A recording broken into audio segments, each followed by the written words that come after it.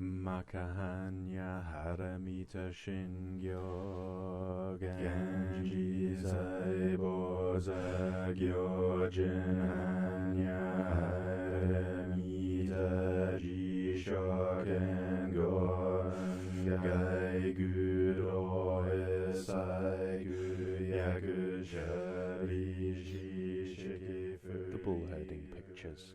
Picture number 3. Finding the Bull. The herdsman recoils, startled at hearing the voice, and at that instant sees into the origin. The 6 senses are quieted in peaceful harmony with the origin.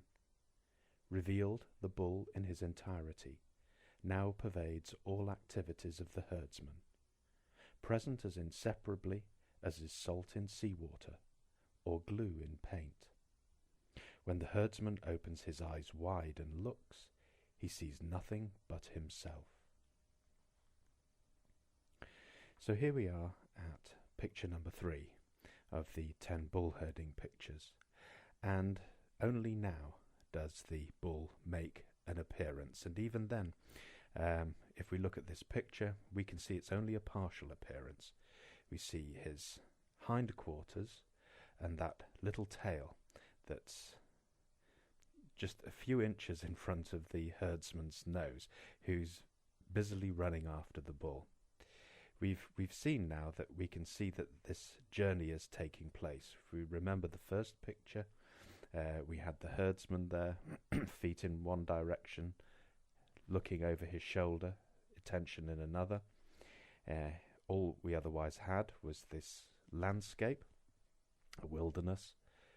In the second picture, we then see that the herdsman has come together, head and feet are pointing in the same direction, and he's now following the traces. And having followed the traces, he now for the first time comes upon the bull. So, at this picture number 3, at this juncture, he now begins to recognize in himself the presence of this terrific elemental force that here in this allegory is personified by the bull, which is why they're called the bull herding pictures rather than the ox herding pictures, the ox being a domestic beast of burden and the bull being a much more capricious, wilder, elemental, not inhuman but a-human. That is that the energy of the bull and the power that the bull represents is something that's far older than humanity, something that goes back to the beginning, hence this term, the origin.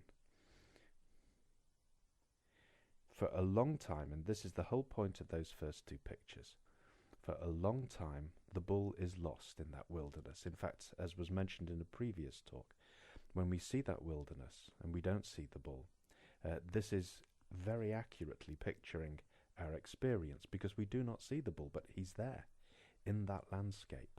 He is that wilderness. And now we've reached the point where the herdsman can now differentiate between what the Chinese call the 10,000 things, that's phenomena.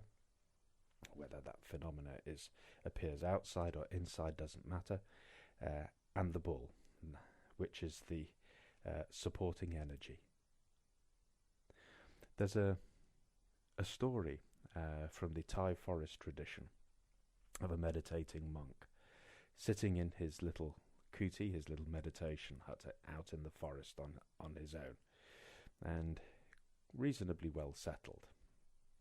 There, sitting quietly in the sort of twilight in the evening, and just as he's going into that really deep quiet, he suddenly notices from the corner of his eye a movement, and it distracts him, and he looks over in that direction, and what he sees is the most beautiful little golden ball that seems to be hovering and moving up and down, shimmering, shining, so alluring, so attractive. And the monk momentarily forgets about his meditation because he's fascinated by this beautiful object, and he can't help himself. His hand stretches out in order to take it. And just as he's about to take it, the ball seems to sense him and jump back a little bit, just out of reach, still shimmering and moving up and down.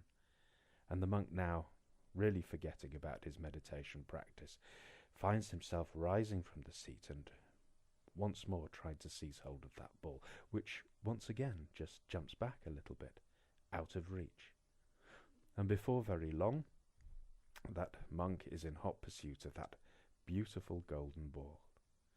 And the ball leads him out of his meditation hut, down his little trackway that he uses for walking meditation, and down the path that leads deep into the heart of the forest.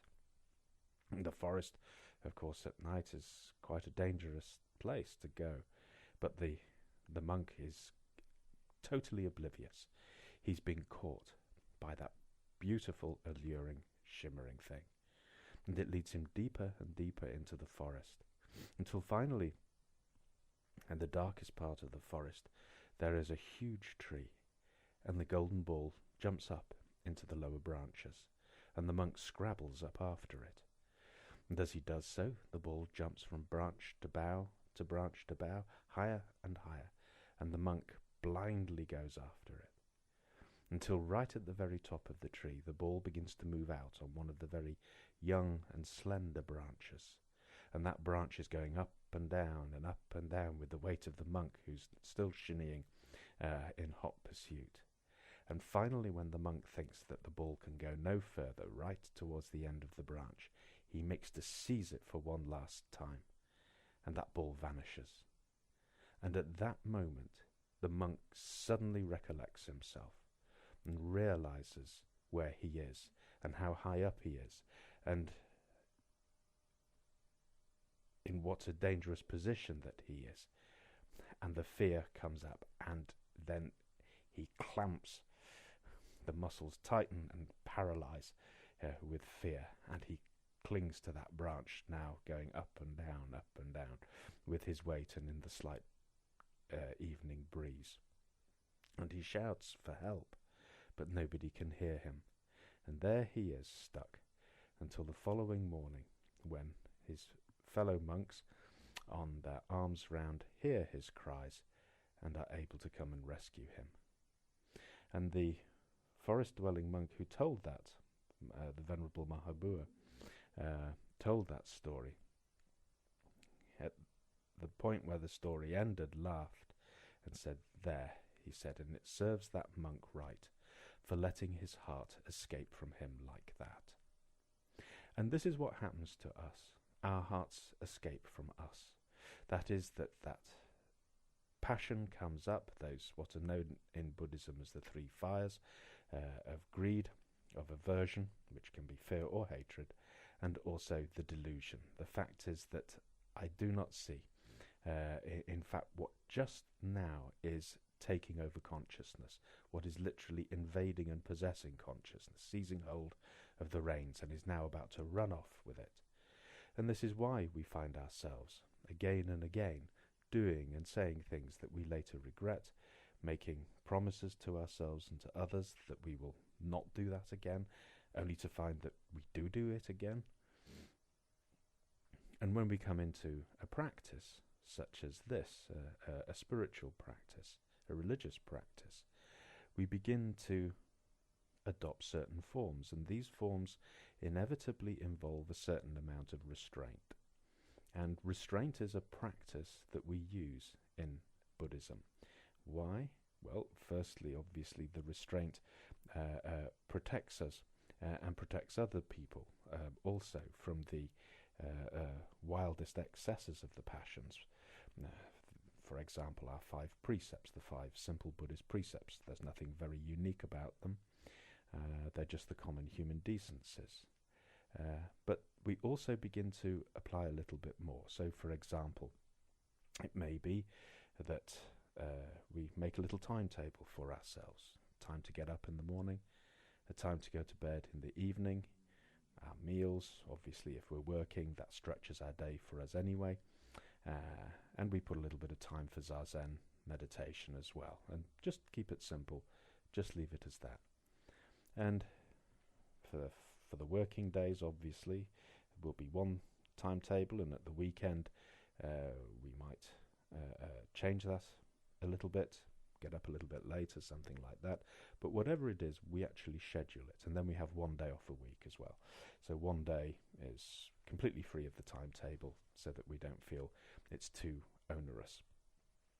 And we don't need to, because within a short period of time, usually it'll have some kind of effect. First of all, obviously, having some kind of structure throughout the day is good for us. Our bodies like that, regular eating patterns, regular sleeping patterns, and even regular zazen periods as well. Our bodies begin to quite quickly attune themselves to an expectation of what will happen at a certain time. And that can be very useful and very beneficial if we try it.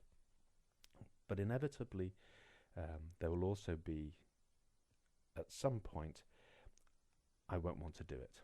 I'll want to rebel against it. And this is where the practice of restraint really comes in. It may be in the morning, getting up. It may be in the evening, going to bed. It can be different for some people. Some people don't like having a set routine. They feel immediately that there's a sort of reaction happening inside them. And that's what we are after.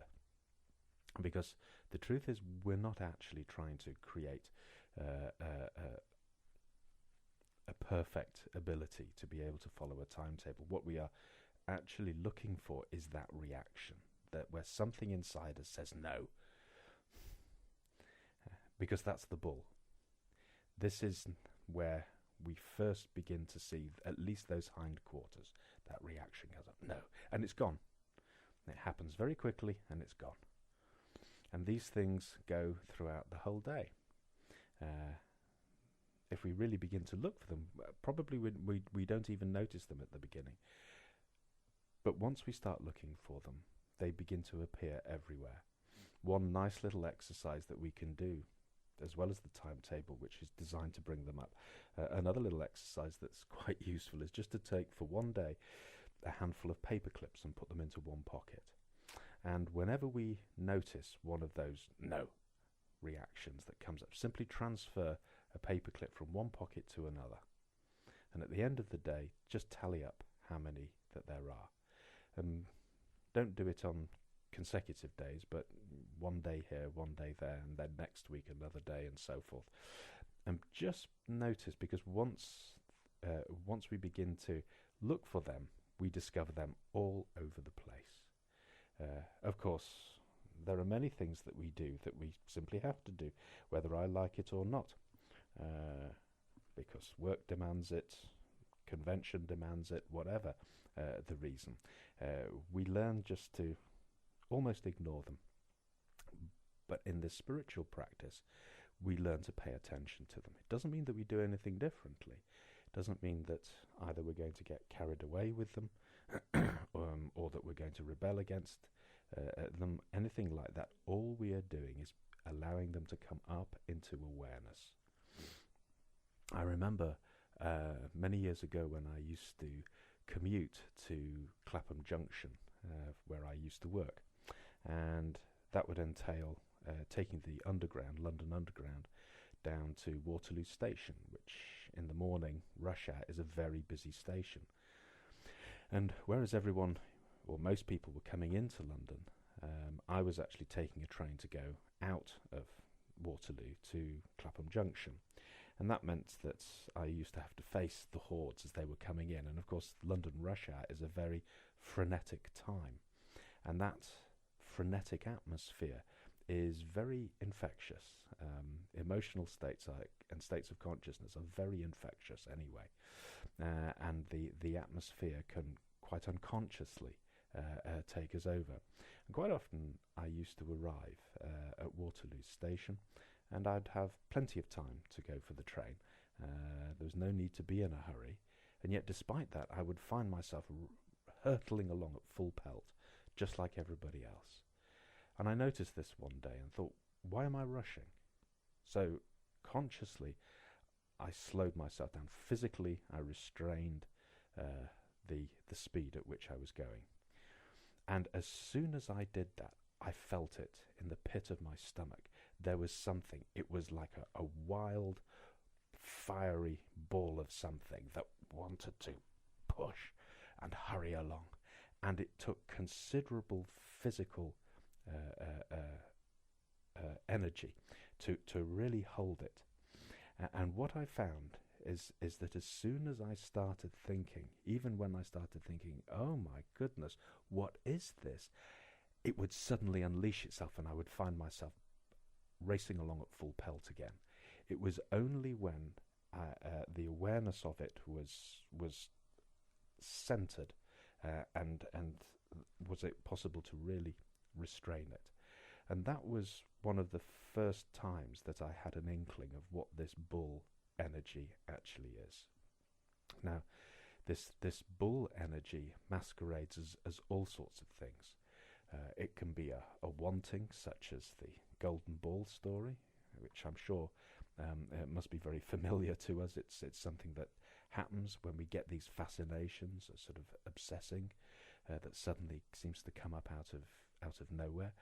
And of course, I see these obsessions and this obsessing as me, as me and mine, and so don't really recognise the energic value or energic quality that is driving the whole thing. That's the bull side of that energy.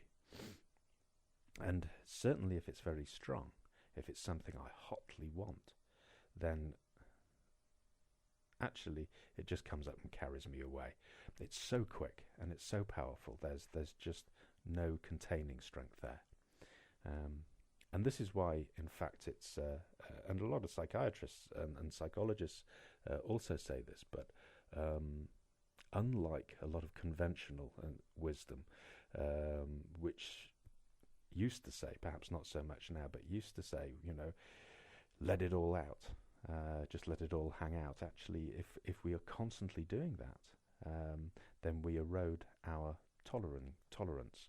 We erode our bearing strength. We cannot bear these reactions. And as time goes on, they become more and more powerful. If you think, for example, if I have a temper, for example, and this is something that can happen, we make a pact with it, a little bit like making a pact with the devil. The old folklore story. You make a pact with the devil for 7 or 12 or 21 years, and you can have whatever you want in that time. And then after that time, the devil comes and drags your soul to hell for eternity. And it always used to strike me, what a crazy deal. I mean, it's a really, really bad deal. I mean, 7, 10 or 20 years is a very short period of time compared with eternity or compared with forever after. Why would anybody make such an appalling contract? And of course, I think the sensible thing is that no one in their right mind would. And that means that these contracts are made unconsciously or semi-consciously. And this can happen. I mean, I remember I knew somebody who was very respected by their work colleagues because they were very good at the job that they did. And this job required them to be extremely assertive. In fact, not just assertive, but very pushy as well. And this person had a very hot temper. And it had a hair trigger as well. And it had worked very well for this person. It meant that he could get what he wanted, because most people dislike confrontation. Most people don't like to have to face somebody in a towering rage. And so people would acquiesce and people would give him what he wants. And obviously he had learnt this from quite an early age. And so in this way he'd made a sort of contract with his temper, that if he allowed it to flare up like that, he would get what he wanted. But the problem was that as time went on, that temper got bigger and bigger and bigger because it was fed. And as it got bigger, it also became, it developed a much lower threshold. His ability to tolerate things that he didn't like or didn't suit him was eroded. And that temper would go off in quite unpleasant circumstances for him as well as for those people around him. And so, naturally, people began to avoid him and keep a certain distance. And, that's people like. We're social animals. We like other people's company. And we can end up in real trouble like that. So I also knew somebody as well who had a different way. For this person, it wasn't a temper, but whenever he was faced with a situation that he didn't like or that he wanted to get out of, he would fall sick. And that too got bigger and bigger and bigger until he ended up being hospitalized. We may think this is incredible, but actually these things are far more common than we realize, because quite often we don't realize what they are. And these are these contracts that we make, and after a while, because the emotions the fires are living, they are organic, and they are conscious, they are consciousness as well, they grow, they develop, like all life grows and develops if it's given the right environment to do so. And then in the end, it takes over. As the old saying goes, first the man takes the drink, then the drink takes the man, and then the drink takes the drink. So this is what can happen if those things are allowed to spiral out of control in this way. For most of us, fortunately, our circumstances demand that we have to restrain ourselves. We have to tolerate things that we don't necessarily like, and we find ways to cope with that. And although we don't like it, and it may be unpleasant, actually it just keeps us from too much getting our own way, which is not good. As the old Greek curse used to say, when the gods want to kill a man, first they give him what he wants. The herdsman recoils, startled at hearing the voice, and at that instant sees into the origin. Rather like that, rushing across Waterloo Station, the restraint is applied, and suddenly the bull comes into the picture. We see for the first time.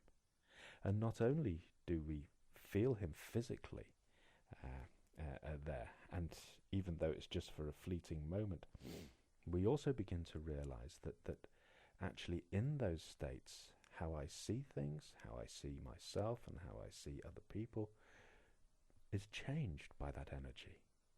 That energy is creating the way we perceive. And because it changes the way we perceive, it changes the world as we experience it as well. And this is why if we are familiar, for example, with the Wheel of Life and those 6 realms, the higher realms and the lower realms, we can see our moods, can't we? One day we can feel on top of the world, nothing can bring me down, I'm full of the milk of human kindness, and the next, I can't bear my fellow human beings. They're treacherous, they're hostile, they've got it in for me. Our whole mode of experiencing this world in which we live is actually being created by that energy. This energy is not a dead thing, far, far from it. It's a living thing. It creates the states of consciousness. When we talk in Buddhism about mind or heart, the term in the Sanskrit is chitta, or the base of consciousness, as it's sometimes called. This consciousness, this mind, this heart-mind consciousness, is afflicted by these passions, by this elemental energy. And the affliction that it has, of course, is that it doesn't see things correctly. It doesn't see things as they really are. And this is particularly true of my opinions and my convictions. The hotter that I become, the more worked up I become with my opinions, the more fired up my opinions become, then the less I actually see. I mean, if we've ever been, well, I'm sure all of us at one point or another have been in a powerful emotional state, such as a sort of torrid rage. We know just how black and white the world appears in that circumstance. And even in my infatuations as well, exactly the same thing also holds true. I mean, say for example I fall head over heels in love, and we know how it goes. There's that sort of wonderful feeling of being buoyed up. You know, we really are on the proverbial cloud 9. And, you know, in my eyes, my true love can do absolutely no wrong. And before long, we decide to move in together. It's a whirlwind romance. And everything is fantastic. Yeah, but of course, such an infatuation doesn't last very long. Maybe 6 months, something like that. But after that while, it begins to subside, because all things are subject to change. All things are impermanent, including states of consciousness. And as it begins to subside, actually the way I see my beloved also begins to change too. Those little things like the pile of wet towels in the middle of the bathroom floor, or the empty milk bottle that's been put back into the refrigerator. Those things, whereas before they didn't really bother me, but now they just irk. They get to me, and they never did before. Those rose-tinted spectacles are paling as the time goes on, and I put up with it, of course, to begin with, but then I can't put up with it. I can't ignore it. They begin to add up, and so I say to my beloved, I think we need to just have a talk. And we sit down, and I bring out my shopping list, and to my absolute horror, what I discover is not only is my beloved not really interested in my shopping list, but also has a shopping list of my faults and errors. And now, well, what's going to happen? If I am too hotly attached to that ideal, if my ideal person, or my idea of the ideal person, if I'm too attached to that, too hung up on that, and suddenly this person in front of me no longer matches up to that ideal. I thought they did, but that was when the infatuation had carried me. Then the relationship is over, and I now take my ideal out into the world and try and find somebody else whom I can drape this ideal over. This is what the golden ball is. Remember that shimmering golden ball? Remember what the Mahabua said? He said, it serves that monk right for letting his heart escape from him like that. His heart, that is the heart ball. And so it is with my ideas and my opinions and my convictions and my ideals as well. They can become so entrenched. Well, we only have to look into the news to see where that can lead. In its worst. That doesn't mean that ideals are not important. Even in Buddhism we have ideals. We have the Bodhisattva ideal. But if I get hung up on it, then it blinds me. And this is really the point here. When those passions come up, they seize hold of me, they possess consciousness, they take it over completely, if they're powerful enough, and then they carry me off. And I do not see what's happening. Finding the bull, this third picture, this is the moment when those scales fall from the eyes, when suddenly for the first time we see it in our own behavior. We see it in our own behavior. I remember the very first retreat I went on, which was at Throstlehold Priory in Northumbria. It was a weekend retreat, and in the evening, it was a silent retreat, and in the evening, one of the nuns brought us a tea tray. And as I happened to be, and she set it down, and she just said, help yourself. And I happened to be nearest the tea tray, so I poured myself a cup of tea, and I noticed, just as I looked over my shoulder, that the queue had formed behind me, and I suddenly had this thought, oh, maybe I shouldn't serve myself first, this being a Buddhist retreat and so on. So I said to the person behind me, do you want milk? And the person said, yeah. So, sugar? No. Okay. So I gave them the cup of tea. They moved on. But there was another person behind that one, and I said, do you want milk? Yeah. Sugar? Yeah, one please. And I served about 3 people when the nun came back in with the biscuits, and she came straight up to me, and she just put her hand on my sort of restraining hand on my arm and said, no, she said, just help yourself. Let everybody help themselves. It's far simpler, which is perfectly true. After all, there I was talking and getting other people to talk as well on a silent retreat. But in that moment, something hot came up inside me, snorted up inside me, and I thought, but I'm only trying to help. I didn't realize it at the time. It wasn't until some time later when I really looked, actually, I wasn't helping. And it wasn't that I wanted to help. Actually, what I wanted to be was good. What I wanted to be was a good Zen student. And I thought that appearing to serve everybody else before myself was the way to go about it. And when she wasn't prepared to affirm what a good boy I was, up it comes. So these are the things that we begin to look into now. And in that moment, remarkably, when the bull is seen, the 6 senses are quieted in peaceful harmony with the origin. There are 6 senses in Buddhism, the 5 usual ones, and the 6th one, the most important one, of course, is heart-mind. That's the heart-mind which perceives those mental objects, particularly those thoughts, those opinions. When we suddenly recognize that those opinions are, in fact, the bull, then they are immediately quieted, just for a moment. Revealed, the bull is in his entirety now pervades all activities, because all activities are in consciousness, present as inseparably as salt in seawater or glue in paint. When the herdsman opens his eyes wide and looks, he sees nothing but himself. And this is a very clear and definite point in the working with the bull, when we suddenly become aware that those fires are, they may not be raging all the time. Most of the time they're not raging, but every so often they have a sort of uprush.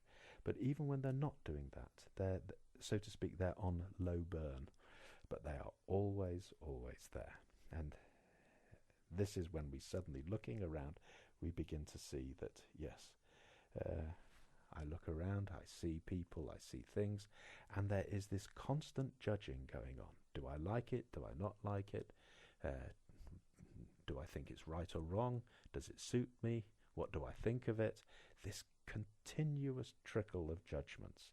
And it really is very pervasive. And to begin with, when we come across it, it's very dispiriting. And it's not unusual for people to come up and say, you know, I thought this practice was going to make me a better person, but you know what? It's making me worse. Well, actually, it's not making me worse. It's just that it's been there all the time, but now it's been revealed. And this is only the beginning, because up to this point, all we've done is really come into contact with and beginning to see a little bit more clearly exactly who and what we are. There is still a long way to go. But for now, we'll